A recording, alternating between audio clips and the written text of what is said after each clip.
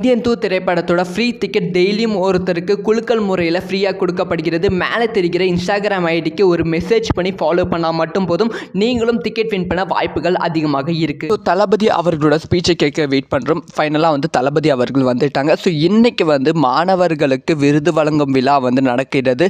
தமிழக வெற்றி கழக தலைவர் சார்பில் விருது வழங்கும் விழா நடக்கிறது. 800 மாணவர்கள் இன்றைக்கி வந்திருக்காங்க. ஸோ பாதி மாணவர்களுக்கு இன்றைக்கும், பாதி மாணவர்களுக்கு ஜூலை 3ஆம் தேதியும் செங்கல்பட்டில் ஒரு மேடையில் விருது வழங்க போகிறாங்க.